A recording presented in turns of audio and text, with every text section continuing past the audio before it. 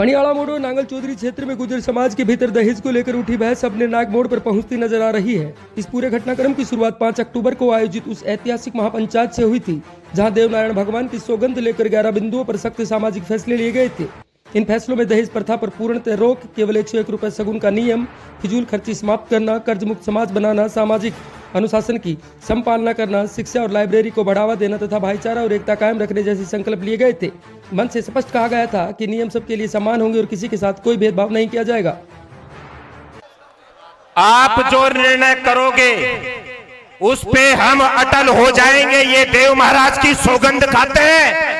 तो मैं भी मेरे घर में सबसे पहले दहेज लेना बंद करूंगा और देना बंद करूंगा। शुरुआती दौर में यह संदेश गया कि 101 रुपए सगुन का नियम लागू हो रहा है और समाज सुधार की दिशा में सकारात्मक कदम उठाए जा रहे हैं, लेकिन समय के साथ कुछ कार्यक्रम को लेकर कानाफूसी शुरू हुई कि कहीं न कहीं नियमों की अनदेखी हो रही है। पहले भी ऐसे सवाल उठे, कुछ मामलों में आपत्ति दर्ज की गई, लेकिन वे व्यापक विवाद का रूप नहीं ले पाए। फैसला करेंगे, मैं हमारी बिरादरी के साथ हूँ और मैं उस फैसले पर कायम रहूंगी। हाल ही के कार्यक्रम के बाद सोशल मीडिया पर कुछ गाड़ियों की फोटो और वीडियो वायरल हुई। इन्हीं तस्वीरों और वीडियो के आधार पर दहेज लेने के आरोप लगाए जाने लगे। इसी के आधार पर यह भी खबर सामने आई कि संबंधित कार्यक्रम में 101 रुपए का सगुन लिया गया है और किसी प्रकार का कोई दहेज नहीं लिया गया। इन सभी विरोधाभासी दावों ने समाज के भीतर दो धाराएं पैदा कर दी। एक पक्ष पारदर्शिता और निष्पक्ष जांच की मांग कर रहा है, तो दूसरा पक्ष बिना प्रमाण किसी को कटघरे में खड़े करने से बचने की अपील कर रहा है। उसके बाद में कई शादियां हुई। सभी शादियों में लगभग हमारे समाज ने जो 11 नियम बनाए थे सभी ने माने भी, लेकिन कुछ एक लोगों ने नियम तोड़े हैं। किसी ने दहेज का रूप बदलकर गाड़ी ले ली, किसी ने एफडी ले ली, किसी ने दादी के नाम पर ले लिया, किसी ने कन्यादान के नाम पर दे दिया। ये गलत दिशा में समाज को डिवाइड कर दिया कई लोगों ने, जो बड़ा अपने आप को बड़ा दिखाना चाह रहे थे उन लोगों ने। समाज के भीतर यह भी मांग जोर पकड़ रही है कि जब नियम महापंचायत में सर्वसहमति से पारित हुआ था, तो कथित उल्लंघन की कार्रवाई भी महापंचायत में ही होनी चाहिए। किसी एक को निशाना बनाने के बजाय यदि जांच हो तो सबके लिए समान हो। अब समाज के रक्षक ही समाज के भक्षक बन जाएं तो पीड़ा होती है। अब जिसके लिए हमने दिन रात प्रयास करके समाज को एक जाजम पर बैठाया, समाज का फैसला और समाज का नेतृत्व उनके हाथों में दिया, फिर वही लोग नियम तोड़ते हैं, तो उनके प्रति देखो दुख होना वाजिब है। हमें पीड़ा है व्यक्तिगत कि ये जो कई शादियां हैं, जो हमारे मोजीज आदमी हैं इलाके के, जिसकी प्रतिष्ठित व्यक्ति हैं, उन्होंने यदि नियम तोड़ा है तो कहीं ना कहीं पीड़ा पूरे समाज को है। हम इसकी कड़े शब्दों में निंदा भी करता हूं, ये नहीं होना चाहिए।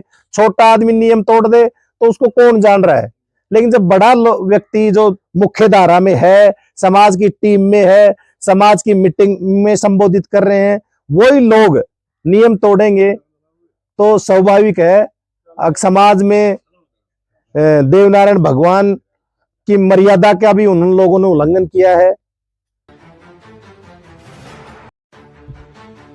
इसी कड़ी में अगली महापंचायत की तारीख तय कर दी गई है। 31 मार्च 2026 को 10 बजे श्री देवनारायण गौशाला पनियाड़ा मोड़ पर गुर्जर समाज सुधार बोर्ड की संयुक्त बैठक होगी। इसमें कोटपुतली, बहरोड, जयपुर, सिक्कर, झुंझुनू, अलवर, खैरतल, तिजारा, महेंद्रगढ़ और रेवाड़ी जिले के प्रतिनिधि शामिल होंगे। बैठक को गैर राजनीतिक बताया गया और कहा गया है कि पूरे घटनाक्रम पर सामूहिक चर्चा के बाद ही कोई अंतिम निर्णय लिया जाएगा। समाज की पूरी जाजम बैठेगी 31 मार्च को पनियाड़ा मोड़ गौशाला है, महापंचायत उसमें होगी। हमारे 8 जिलों की जो 33 तहसील हैं उनकी सरदारी आएगी और सरदारी को जो अच्छा लगेगा वो क्या निर्णय लेंगे क्या नहीं लेंगे, हम भी उस मीटिंग का हिस्सा बनेंगे, हम जाएंगे। और मैं तो ये कहता हूं कि जिसने भी समाज का नियम की उल्लंघना की है उनको कड़ा संदेश जाना चाहिए, ताकि ये समाज एकजुट रहे, समाज में ऐसी कोई दोबारा नियम तोड़ने की कोशिश ना करे और सोचे भी नहीं कि समाज तो समाज होता है। यदि हम समाज का फैसले का उल्लंघन करेंगे तो समाज कुछ भी हमें सजा दे सकता है, इसलिए डर बहुत जरूरी है। समाज तो समाज होता है। व्यक्तिगत मेरा तो खुद का आग्रह है, जो ऐसे लोग हैं, चाहे वो मेरे कोई भी लगते हो, चाहे मेरे रिश्तेदार हो, चाहे मेरे भाई हो, चाहे दूर के रिश्तेदार हो, जो नियम तोड़ेगा हम ना तो उनके जाएंगे, ना हम उनको बुलाएंगे, ना उनको निमंत्रण देंगे, ना उनके निमंत्रण की हमें आवश्यकता। जब नियम समाज का ही जो नहीं हो सकता, उस शादी में, उस प्रोग्राम में हम जाके क्या करेंगे? हमने तो पहले ऐलान कर रखा है कि जो समाज का नहीं वो किसी काम का नहीं, जो समाज से बढ़कर अपने आप को दिखाएगा उसको हम ना तो हमारे शादी में प्रोग्राम में बुलाएंगे और ना उसके हम जाएंगे।